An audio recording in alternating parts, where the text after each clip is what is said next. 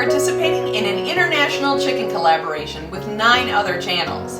The links to all the videos in their channels will be in the description box below, so be sure to check them out after you get done watching.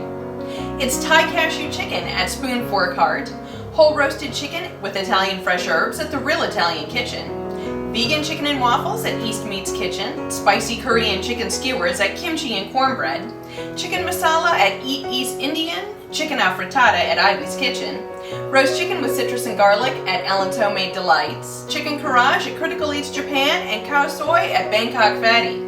I'll be making chicken Manhattan, so let's get started. There's just a little bit of prep work before we get started. We need to also figure out how many people we're cooking for. Now I'm cooking for 5 people, so I'm going to be using the larger amounts. I have a full 16 ounces of spinach here that I've cleaned, stemmed, blanched, pressed, and chopped. Now if you don't mind the stems, you can skip that part. I'm also using a full 16 ounces of creminis. These have been stemmed, rinsed, and I've chopped them into 1/4-inch thick pieces. I have 3 whole large chicken breasts that I've sliced through the middle horizontally. These have also been pounded to 1/4 inch thick. I'm washing them with 2 whole eggs and then just plain breadcrumbs. Now these are very fine. These need to sit on this platter to dry for at least 10 minutes. I've also got 1 medium onion that I've chopped fine, along with 5 to 6 cloves of garlic finely minced. We've got 2 tablespoons of butter, fresh grated nutmeg, salt and pepper to taste, and to finish we're going to need 1/2 cup of dry white wine, along with 1 to 2 slices of provolone cheese per cutlet. Let's take this all over to the stove and start cooking. I have my 12-inch nonstick skillet on over medium-high heat. I have my 2 tablespoons of butter in here, and we're going to allow that to melt. Once it melts, we're adding the onions and the garlic. Okay, onions first.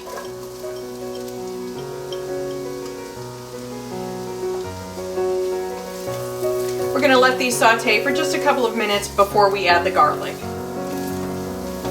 Alright, this has been about 2 minutes. We can add the garlic.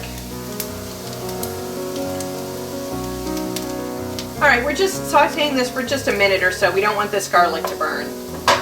Now we can add in the salt. This is about a teaspoon of sea salt. Some fresh ground black pepper.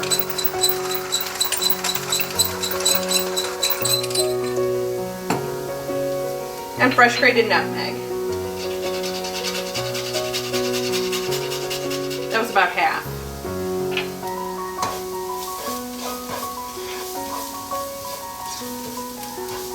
Next in goes the mushrooms.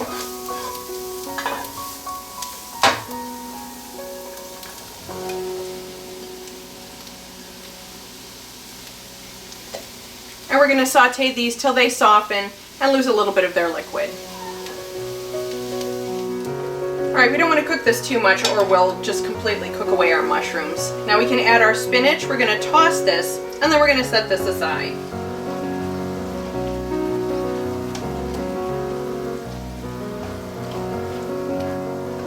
Okay, I'm going to set this aside and put my 14-inch skillet down. This I'm going to put about 4 or 6 tablespoons of oil in here. We need enough to fry our chicken. We're going to cook this chicken for about 3 to 4 minutes aside, depending on how big it is. I'm going to have to cook mine in batches because we don't want to overload this pan.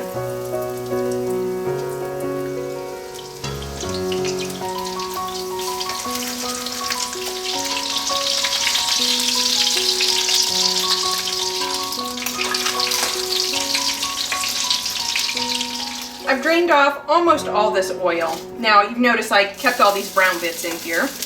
I've got this pan on over medium-low heat, and we're going to return all this chicken back to the pan. Alright, now we're going to top each one of these with a healthy dose of this mushroom spinach mixture.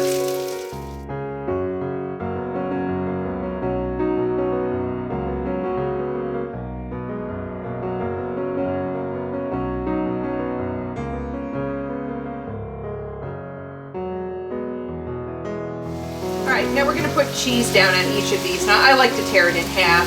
I'll probably put 1.5 pieces on each one.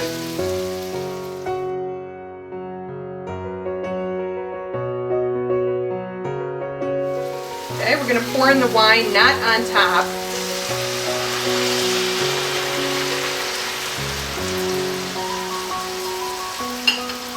And then I like to use a pizza pan to lid mine. It's got holes so it allows the steam to come through.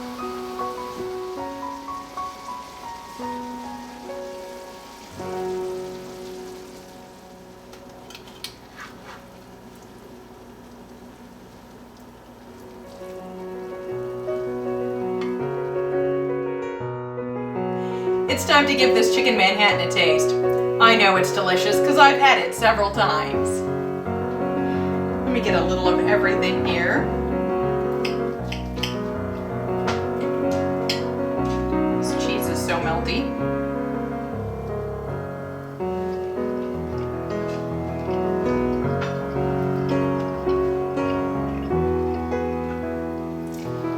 That is wonderful. Thanks for visiting Laurice's Kitchen. Be sure to check out all the channels that are participating in this collaboration. The links are in the description box below.